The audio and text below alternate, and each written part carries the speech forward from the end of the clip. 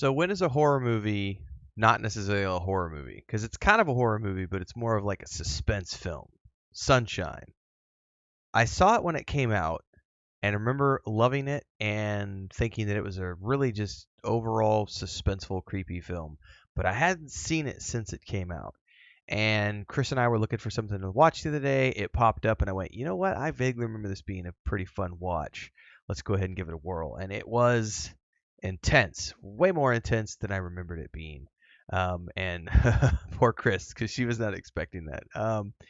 It is classified as a science fiction psychological thriller directed by Danny Boyle, and lo and behold, it has one of my favorite writers attached, Alex Garland, who has since gone on to do. I mean, he's done so many things. I think for me, Devs was one of the coolest things I've seen in recent years, but also he wrote 28 Days Later. He wrote The Beach. Never Let Me Go, the 2012 Dread film. He also wrote Enslaved Odyssey of the West and DMC Devil May Cry, Ex Machina, which is probably one of the coolest sci-fi films I've seen in recent years. Annihilation, which was okay. I haven't seen Men yet. I need to watch that in Civil War. But Devs was amazing. Anyway, got nothing but great things to say about him as a writer, and Danny Boyle, of course, is a great director. So this has got some pedigree behind it, and not only that, but the cast. A lot of these actors were just coming into their own. But let's talk about the cast here for a minute because it's just pretty freaking amazing for this. We've got Cillian Murphy, Rose Byrne, Cliff Curtis, Chris Evans, Trey Garity, Hiroyuki Sanada, Benedict Wong, Michelle Yeoh, and Mark Strong in a role where Mark Strong's performance is not rooted in his gravity, the presence of him as an actor. He's a brilliant actor. He does comedy as well. He does really good stuff. And this is definitely a role where he played a dark, creepy, like, because you really don't ever see him as an actor other than some brief snippets when they're like seeing past images of him as the captain of the ship, but most of the time he's in makeup. Anyway, I haven't even gotten to the point of the movie, like the plot of the movie, and I'm 2.5 minutes in. Essentially, you've got this crew of misfits here. I say misfits, they're not really, they're all trained professionals. They are on their way to the sun in this spaceship to blow up a bomb in the sun to restart the sun because the Earth has fallen into an ice age and the sun is dying. So this scientist here, guy played by Cillian Murphy, made a bomb and it's gonna restart the sun. That's their mission. Well, along the way, the problem is there was another ship that went before and something bad happened to it and it disappeared like 5 years ago or something. So there's who knows what's going on with that yet till we get there. They're getting to the mission. They're deep into it. They're, starting to look at the last legs of what they need to do. And they come upon, out of nowhere, they get this radio signal and realize it's from here and from the second ship. And so they make the decision that because all of this is theoretical, they don't know enough about what's going on, what they're going to do when they get there. The decision is made that 2 payloads would be better than 1. And considering the payload is still intact above the other ship as far as they can tell, they decide to alter course and go to that ship and hopefully get another. And this is where all hell breaks loose, because in the process of changing course, the guy who changed course forgot to reset the panels that are protecting them from the sun, and just all this stuff starts to go wrong. They burn the greenhouse, which gets rid of all their oxygen.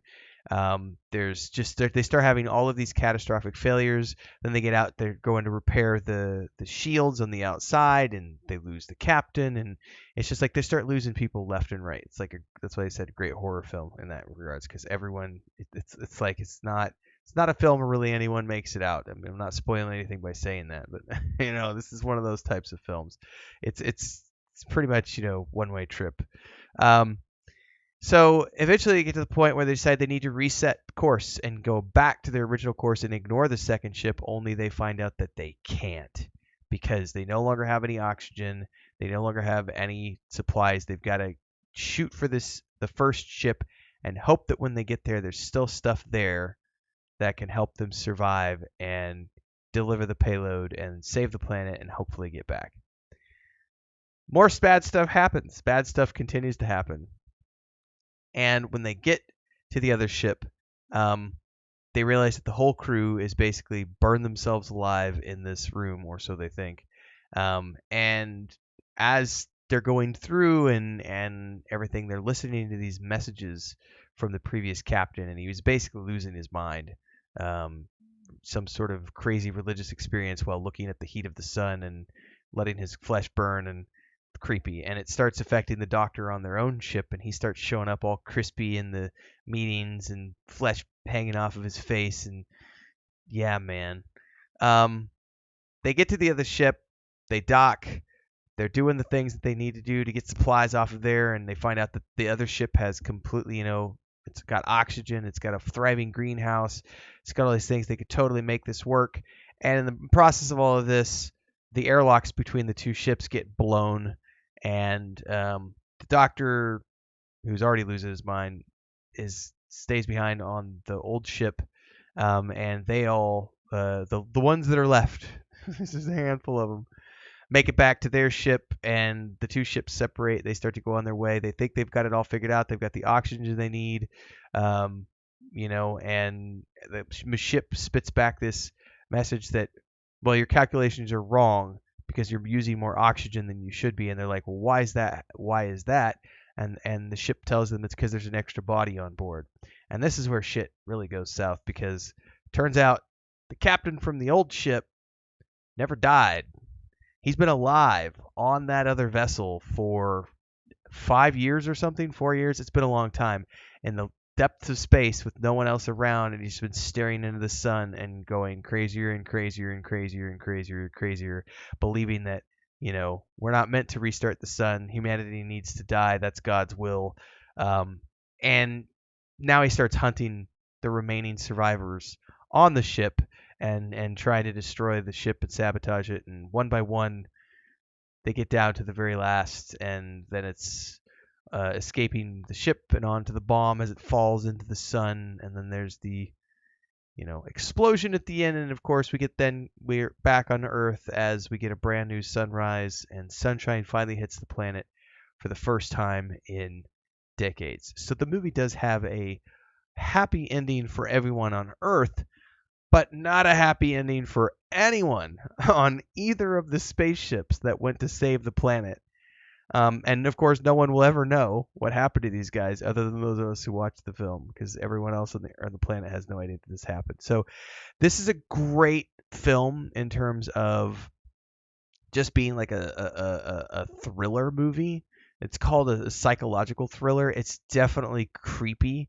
It has horror elements. It has suspense elements. It's got just a ton of great stuff in it. The cast is absolutely amazing.